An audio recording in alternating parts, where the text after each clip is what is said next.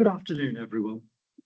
My name's Pavan Ramdev, and I'm one of the East Midlands Cancer Alliance primary care leads. We're here today talking about FIT testing in primary care, and I can see that many of you are working GPs across the East Midlands. Next slide, please, Claire. Now, FIT testing is a test that has been available to us in primary care for a few years now. Next slide, please. And we have all learned about it on the job. What I want to do today is to go over a little bit of the background of colorectal cancer and an indication of why the FIT test is so important. We'll then talk about the times at which we use this based on the NICE guidance, and then make an important distinction between bowel screening FIT and symptomatic FIT. Then after that, we'll talk about some of the FAQs and common misunderstandings of the FIT test, followed by interpretation of the tests, and importantly for us as GPs, how we manage those patients with a FIT under 10. In other words, those patients who don't reach the threshold for referral. Now, at this point, I'm going to point out that if you work in Nottinghamshire, your FIT cutoff is actually 20. And so what I say that applies for FIT 10 in the other ICB areas in Derbyshire, Leicestershire, Northamptonshire and Lincolnshire, that does not apply to your FIT requesting system. Then we'll move on to safety netting, and I will highlight an opportunity to take part in a national pilot of safety netting symptomatic FITs. And if any of you are interested in taking part either as a practice or a PCN in this opportunity, please email me. My email address is on the very first slide, and you will be getting a copy of this slide set as a PDF. One other thing to note is that as we go through the slides, any of the slides that contain an image, these are all live. In other words, you can press on the image and it will take you to the hyperlink and the original document. So when we reach the resources that we can offer patients, those will be easily accessible to you. Next slide, please, Claire. Why are we talking about bowel cancer? Well, bowel cancer is the 4th commonest cancer in the United Kingdom. And in 2019, there were 44,000 cases and nearly 17,000 deaths from bowel cancer. Next slide, please. So this is a common cancer. In the tradition of all cancers, the age incidence, and on this bar chart, the blue lines represent male cases and the purple lines represent female cases. The peak of incidence is in the late 60s, 70s and 80s. It is worth noting that the bowel cancer screening program finishes at the age of 74, 72 to 74. So if your patients do ask about bowel screening after that age, it is possible to request further screening kits, but you have to contact the laboratory on the national number and they will send a kit out every 2 years following the end of the program. Next slide, please. In addition to the rising, in addition to the bowel cancer incidence data, it's useful to look at the referral data. And you can see when we go back around 10 to 15 years that apart from a dip, which was when we had COVID, the numbers of referrals along the lower GI bowel cancer pathway has been rising and continues to rise. Next slide, please. Recently, the national cancer audits looked at bowel cancer in England and Wales specifically. And the eagle-eyed among you will notice that this figure for for the year 2023 is only 37,000 patients, and that's because Scotland and Northern Ireland are excluded from this cut of the data. But what we found is that gratifyingly, more people are presenting with stages 1 or 2. So that's gone up by 2%, by 3%. But next slide, please. The little arrow on the right-hand side is the proportion of cases that are presenting under the age of 50. And this is a really important factor, and we'll come back to this later on. Suffice it to say that in the years before, there had been something like 6% of patients with diagnosed bowel cancer being under the age of 50. In 2023, that went up to 8%.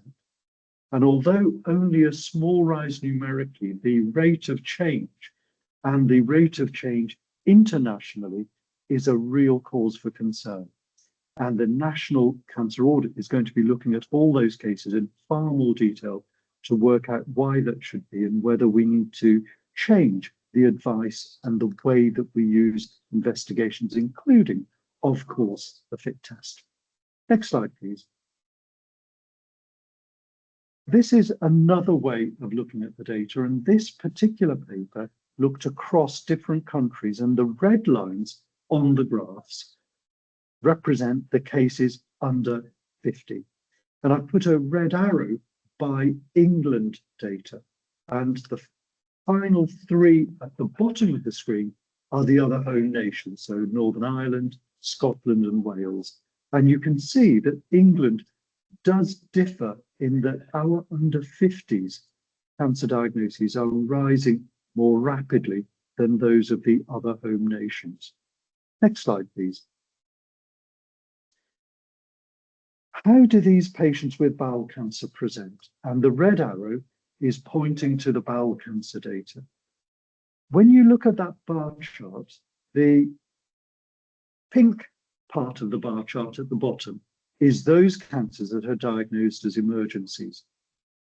And for bowel cancer, we still get between 20 and 24% of bowel cancers being diagnosed after an episode of obstruction, so acute abdominal pain presenting to A&E and then being found to be due to bowel cancer at surgery. In the same bar chart, at the top of the bar with the red arrow, you can see in dark blue the proportion of patients that are being referred on the urgent suspected cancer pathway. And we're improving on that all the time, partly as a result of learning and applying the FIT tests in our practice. Next slide, please. So moving on to FIT itself, and the photograph shows you what a FIT kit looks like for those of us that perhaps haven't seen the latest version of the kit. FIT stands for Faecal Immunochemical Testing, and this replaced the older guaiac-based cardboard test that we had in the past. It is a quantitative measure of the amount of blood in a stool. And of course, the sample is taken by the patient and returned either by post to the laboratory or back to our practice, depending on where you are. And I'll just clarify that. For patients in Leicestershire and Leicester City and in Lincolnshire, the process is that the kits are returned back to the GP. For the other ICBs, they are still using the lab in Nottingham. And so the patients, when they are sent the kit from Nottingham, return the kit back to the lab in the packaging provided. The results are sent by the lab, either your local lab or the Nottingham lab, back to ourselves as the ordering clinicians through the conventional ICE electronic pathways. Next slide, please. How do we use it in primary care? And the way that we are using it is to manage patients who present with signs and symptoms. In secondary care, it is used to support patient triage, and this is a really important learning point because it then explains why the FIT test is so important when we refer patients in. In short, patients who have a FIT that's greater than 100 with symptoms who are referred into the urgent pathway, they will go very rapidly to having colonoscopy without any intervening clinical triage, because those are the patients at the very highest risk and who need the most urgent attention. For those patients who have a FIT result between 10 and 100, then other factors are taken into account. In bowel screening, we use exactly the same kit to support earlier detection and prevention of bowel cancer, because please remember that the real value of the bowel screening program is the detection of polyps before they have a chance to turn into early stage cancers. Next slide, please. So what are the key bowel symptoms and signs in adults? And on the right-hand side, I've taken a screenshot of a really useful tool for all of us when we're considering cancer symptoms and what we do. This is a tool that's been developed by Dr. Ben Noble in Loughborough and is called the Cancer Maps. And we'll come back to that in a few minutes' time. But what NICE tells us is that if you have an adult of any age who presents with an abdominal mass, a change in bowel habit, or with iron deficiency anemia, all those adults need to have an assessment with a FIT test. And by adult, I am meaning over 18. If you are aged 40 and over, and you present with unexplained weight loss or abdominal pain, or, next slide, please, then you deserve a FIT test. If you are under 50 with rectal bleeding and either abdominal pain or weight loss, again, a FIT test. Finally, next slide, please. If you are 50 or over and you present with rectal bleeding, abdominal pain, or weight loss, that too is a FIT test. If you are over 60 with anemia, even if you don't have iron deficiency, then that requires further assessment with a FIT test. So you can see that there are a whole series of situations where a FIT test will help us to make a decision about the further management of the patient. And we'll come back to the other elements of assessment that we need to be using along with the FIT test. The FIT test is a very specific, sensitive test that we need to be using, and we are all using more and more within our clinical practice. Next slide, please, Claire.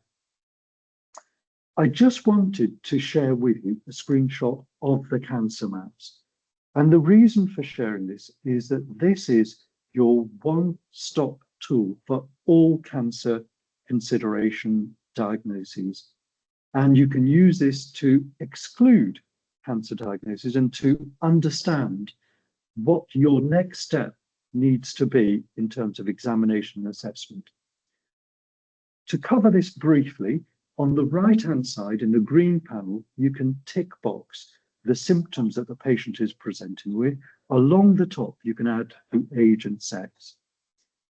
Then, once you do that, then you have within the little yellow ovals in each cancer map, you have a number of hits that appear. So you have a specific number and some flashing lights along the map. There is a 3 to 4 minute tutorial video that Ben has created that lives within the maps themselves. Importantly, the cancer maps are the only cancer decision tools endorsed by NICE. They have RCGP approval as well. If you want to use them, just click on the image on this slide and you will go straight to the maps themselves. They are free to use and created by a local GP lead. Next slide, please. Another aspect of the maps is that if you press on the blue I for information icon, then you get this window opening up, which for bowel cancer will give you the background, the risk factors, and links to further education modules on Gateway C about bowel cancer and using FIT testing appropriately. Next slide, please. This is a link directly to the tutorial. Next slide.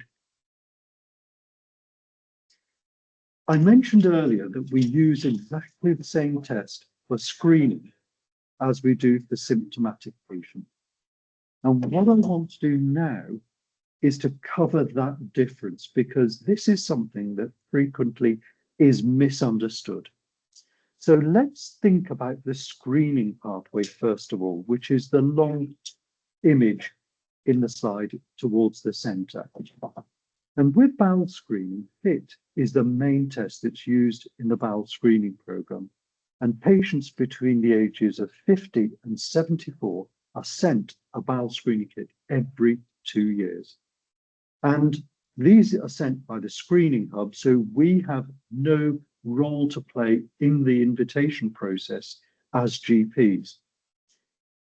The kit is completed and sent back to the hub, and the hub will send the results back to the individual that's completed it, but also we get informed by letter from the hub that our patient has taken part and that they require no further investigations, or that they have been invited to have a colonoscopy.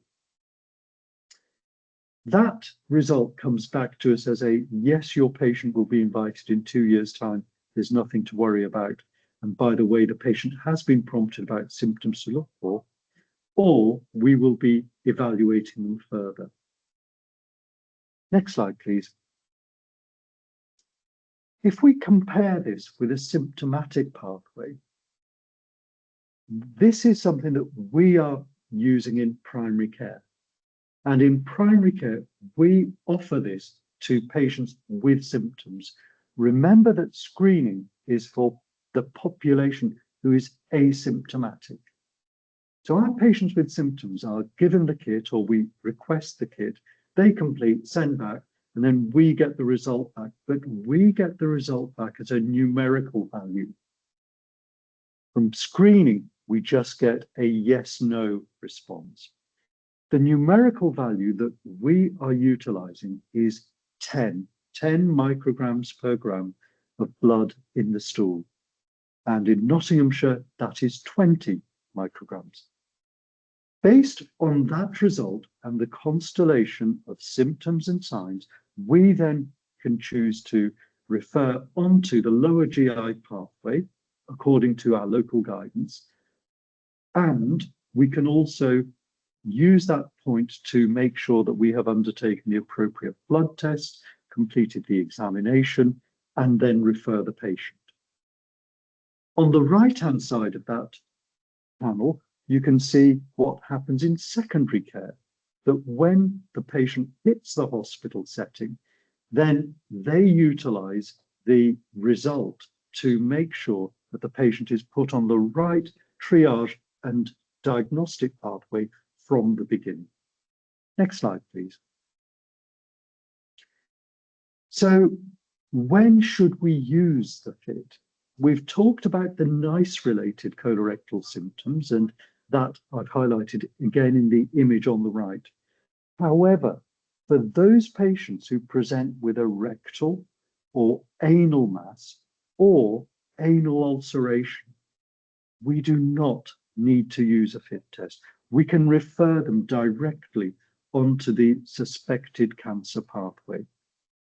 So for other colorectal symptoms, then FIT is a really useful aid, and we'll come back to what we do in our younger patients in a few slides' time. Next slide, please.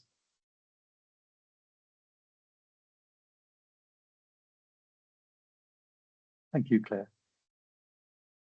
One of the things that we need to be really, really clear about is that I've mentioned already that the FIT test that's done by the bowel screening we get as GPs a yes/no answer. It's important to realize that the screening fit triggers positive at 120 micrograms. So I'm going to repeat that because it's a really important point. Screening fit is a very much higher threshold than symptomatic fit. And this is the reason why a patient who comes to see you, who has had a negative screening fit 2 months, 3 months before, has presented to you today with symptoms, should still be offered a fit test now. Because what we're looking for is a much lower number. The patient, because they've developed symptoms, they are no longer part of that screening population. And to all intents and purposes, we rub out that negative screen result and start again with the evaluation of the patient. Another important point is that you can use the fit test where you have rectal bleeding. And the reason for that is that it's detecting a breakdown product of hemoglobin rather than fresh blood. But the advice for patients who are having blood in their stool is to ideally collect the sample from either a stool which doesn't have visible blood or from a section without, if that isn't possible. Next slide, please. When we think about rectal bleeding, there are a number of studies, and this is probably the most useful study for us, has found that if you have a patient with rectal bleeding and a negative fit, in other words, a fit less than 10, then that test is very, very effective at ruling out suspected cancer. Next slide, please. However, with rectal bleeding, of course, you have to review the patient's history, their risk factors, and you must do a rectal examination. And there are the obvious and commoner causes, such as hemorrhoids, but still do the fit test if they have any of the associated red flag symptoms.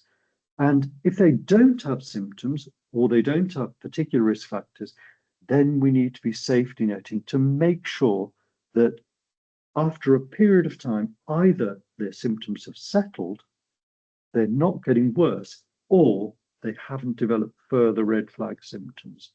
And Bowel Cancer UK have produced quite a helpful symptom diary for this group of patients. And if you click on the image, you'll go straight through to the symptom diary, and you can print that off for your patients. And this will ask them to track their stools for a period of 3 weeks, and then that can form the basis of your safety netting, perhaps at 4 weeks. Next slide, please. We've also mentioned the idea of the full clinical examination. And what I'm going to share with you now is an approach that's been piloted and has become business as usual in Nottinghamshire. And this is called the 4Fs approach. And the paper that I've referenced here is a paper from Nottingham. Nottingham has the highest number of fit tests that have been done in any area in England, because they were the area that started first with opening out fit testing to primary care. And their approach is called the 4Fs. And that means finger, digital rectal examination, a full blood count, a ferritin test, and a fit test, as we're assessing patients presenting with symptoms to us in primary care. And their data shows that combining those 4 elements will be of tremendous help, both to ourselves in primary care, but also to secondary care in terms of prioritizing patients as they go into the pathway of further investigations. Next slide, please. Now we're on to the really important stuff for us within primary care, because we have the job of thinking through what do we do with our results and with our patients. And I've divided this into a set of 4 different scenarios. The top 2 are those patients who have come to us and they have a fit that's greater than 10.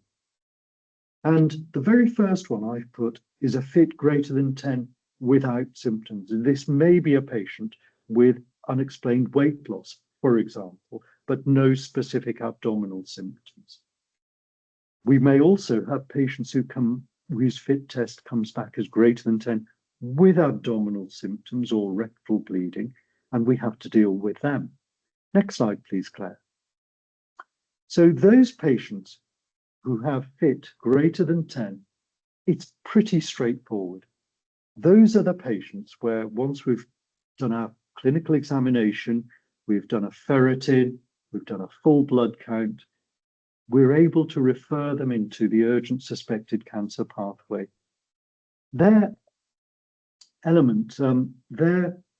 risks of having an underlying cancer exceeds the 3% cutoff threshold for NICE referral.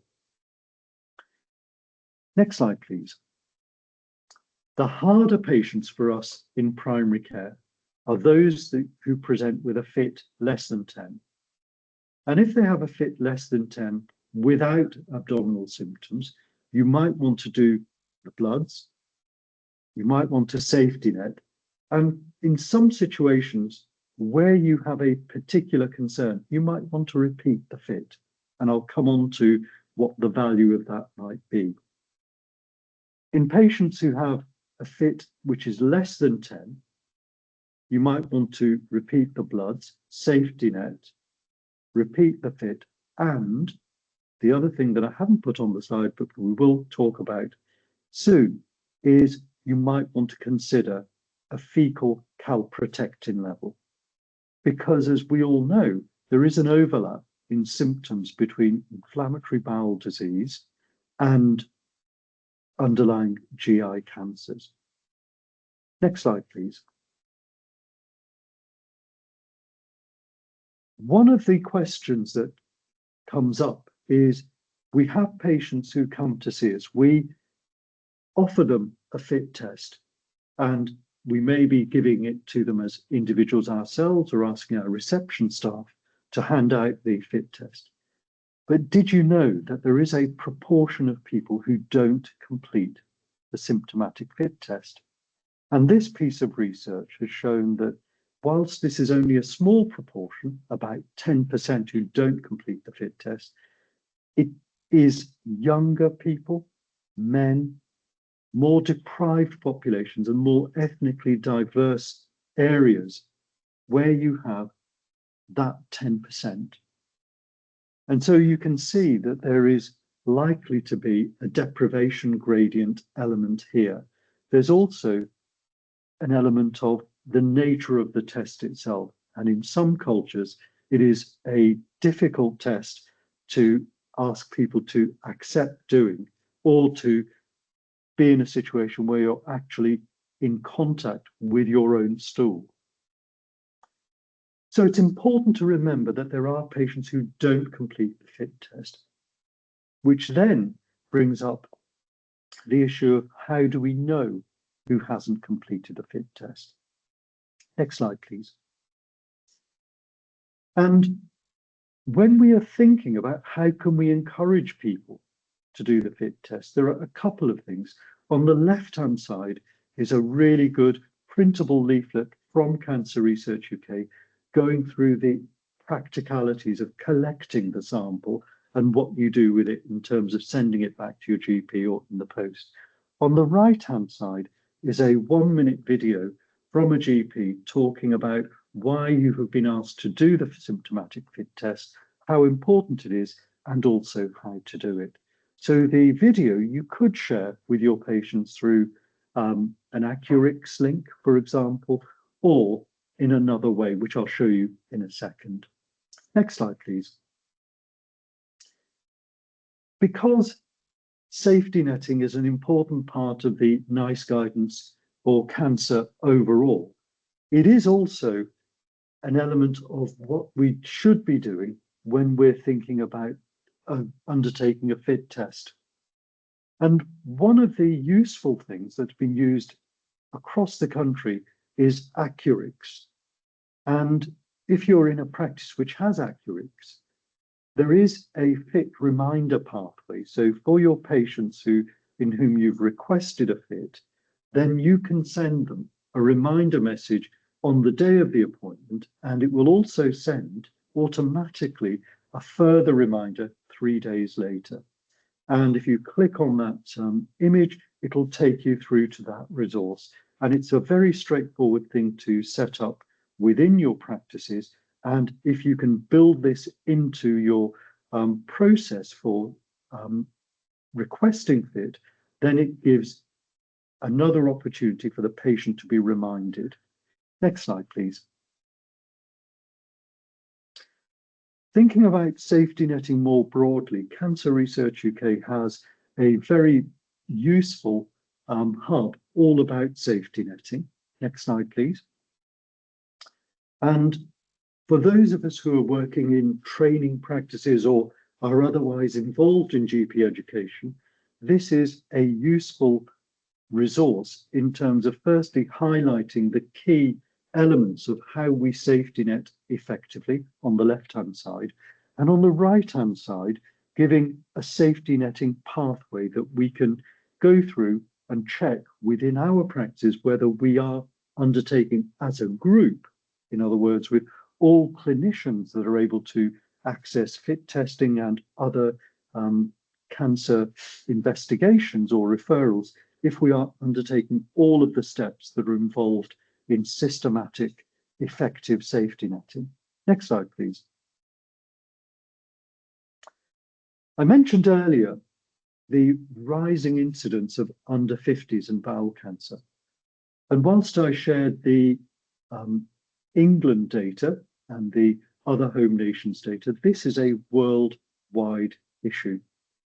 And one of the problems with this is that the under 50s are typically not the population that we would be thinking of bowel cancer.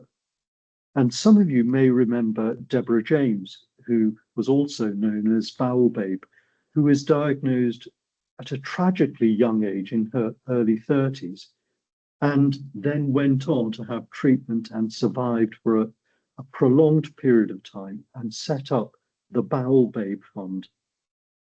Now, she has led campaigns to improve awareness of the under 50s and bowel cancer.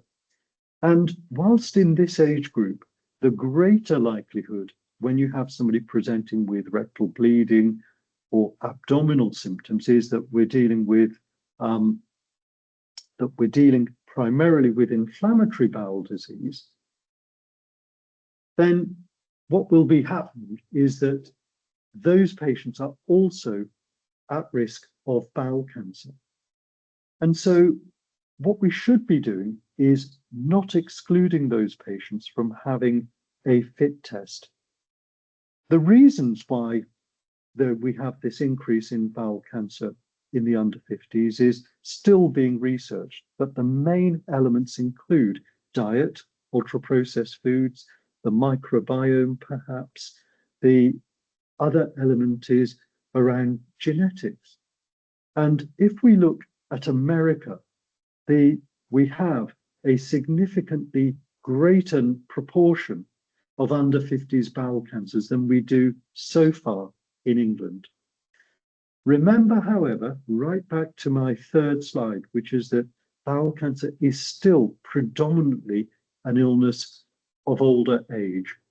And so remember that the under 50s are really important, but don't forget that the incidence does increase with age, and particularly over 70. Next slide, please. If you are particularly interested in this area, then I've highlighted a couple of key resources that were published in the BMJ a couple of months ago. And they were published as part of the easily missed set of education pieces. And there's an editorial together with a case study and a discussion about early onset bowel cancer. And some of you may want to look at your own data within practices. I can tell you that in the East Midlands, there were around 200 cases altogether over a year of bowel cancers under 50. So we're not talking huge numbers. This is as opposed to, I think it was around 1,500 to 1,800 cases of bowel cancer altogether. Next slide, please.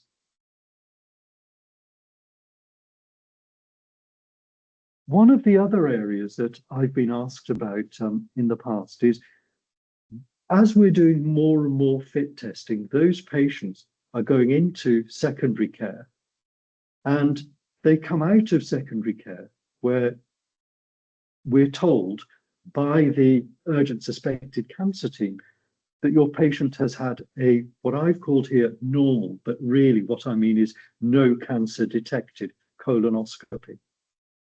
Now, if that's the case, then how come they've had a FIT over 10? And the answers are that in some people it can be polyps, benign polyps, which should have been seen on colonoscopy if they're of any size. Some of our patients with diverticulosis may bleed.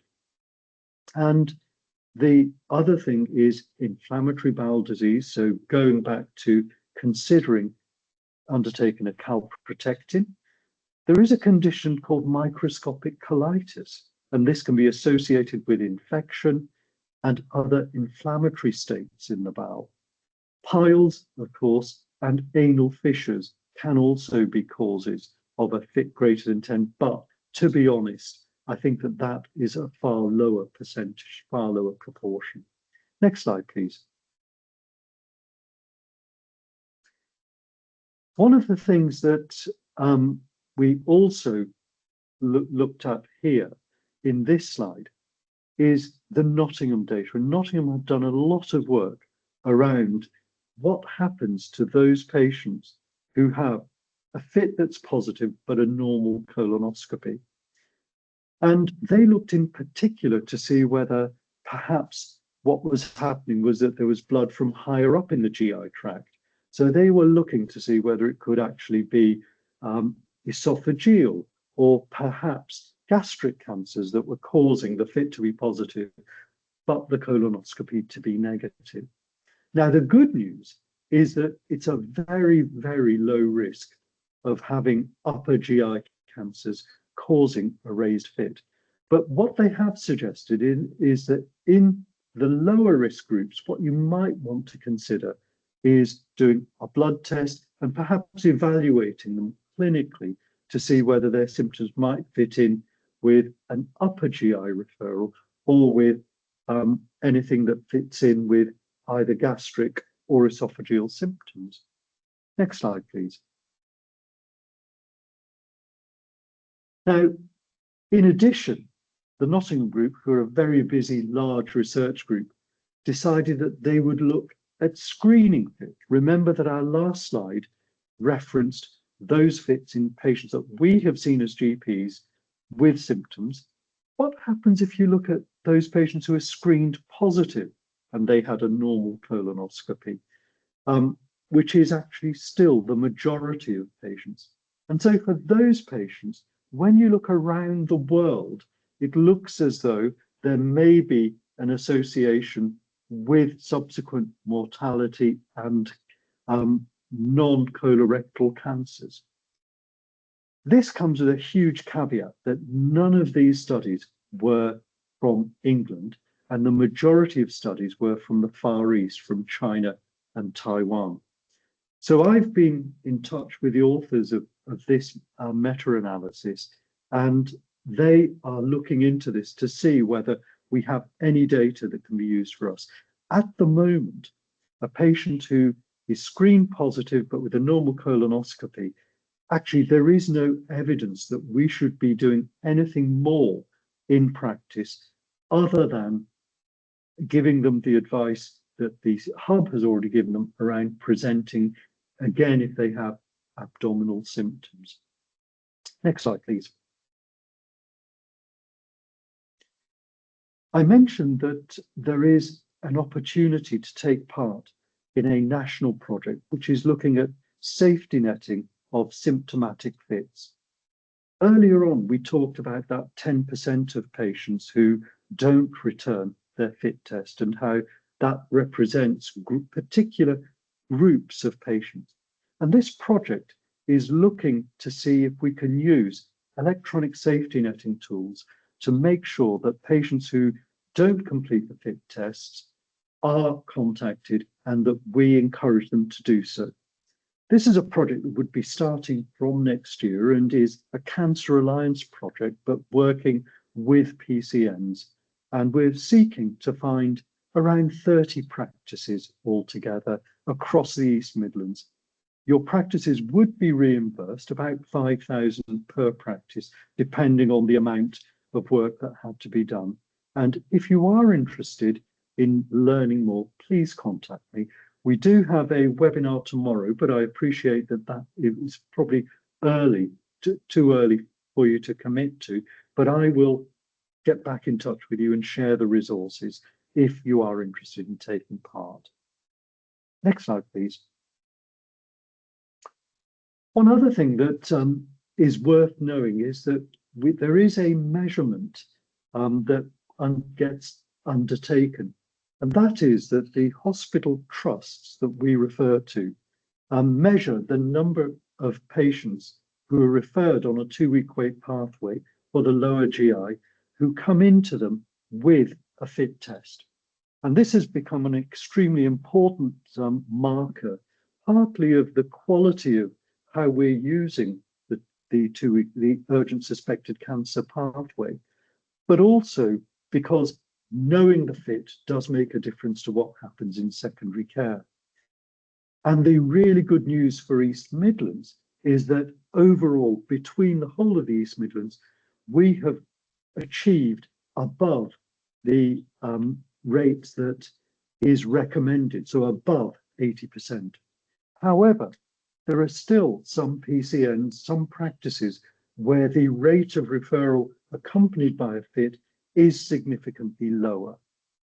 And so for those colleagues, if you are interested in perhaps looking at your own data, either as a PCN or a practice, you can contact me and I've got access to that data.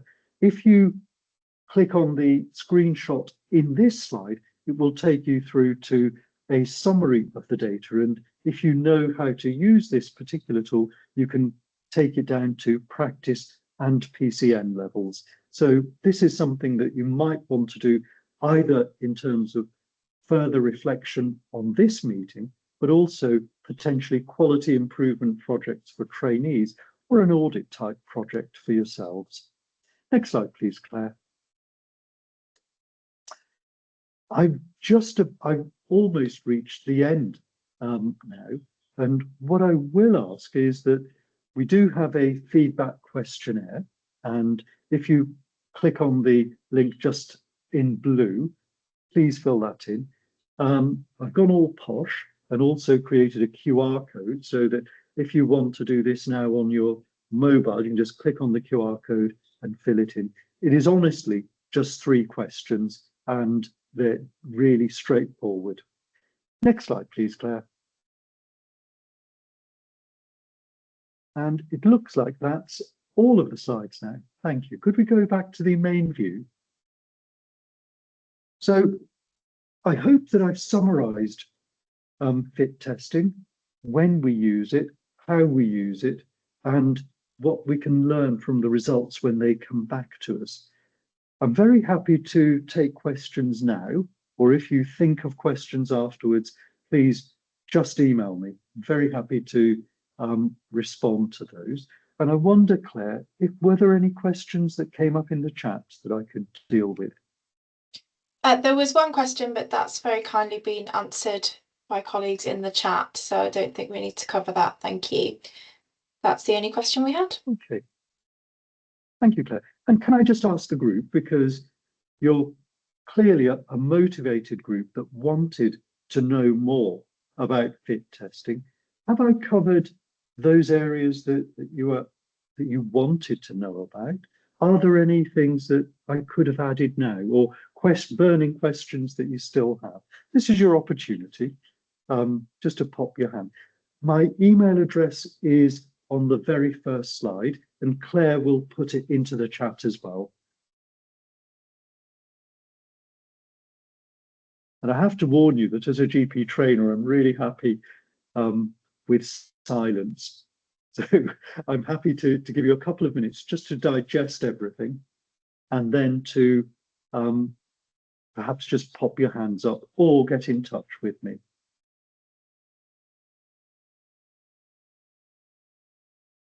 Gosh, stunned silence. I know that that Ben was on the call as well, and not to put you on the spot, Ben, is there anything else that you would like to add, either about the maps or about how you feel fit is best used?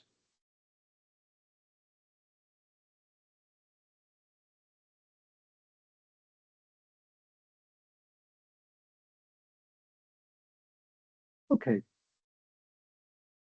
I think I can't see any further questions, Claire, or any further hands. Oh, okay, lovely. Mahir, what a good question. So Mahir's question was, how come Nottingham have gone for the fit at 20 rather than the fit at 10? And the answer for that is that they are the most advanced area in England with data and the numbers of fit tests that have been done. So they have data on something like 70,000 fit tests. And what they have found is that if they use the 4Fs model that we talked about, the fit plus finger plus ferritin plus full blood count, then if they work at a level of 20, they miss very few cancers, but the overall yield means that they have to do fewer colonoscopies. So they are leading the way, and it may well be that in years to come, other areas or nationally, we catch up with Nottingham and do amend our fit test pathways to accommodate that. But at the moment, it is just Nottingham and Nottinghamshire that operate that. The national steer from NICE is still 10. But thank you for that question. Any other questions at all, Claire? No. Okay. In which case, I think I'm delighted to give you a few minutes back today. And again, my email's there, always happy to talk all things fit, and get in touch with me. Let me know if there's anything more that we can do to help. When you get the PDF document of this talk, right at the very end of the PDF, after the feedback and questions bit, there is one extra page of additional resources that you can share with all the clinicians in your practice that will summarize key elements of this talk. So please open that PDF, share it and use it with your colleagues. So with that, thank you very much and have a really good afternoon. Thank you. Claire, I think we can probably stop recording.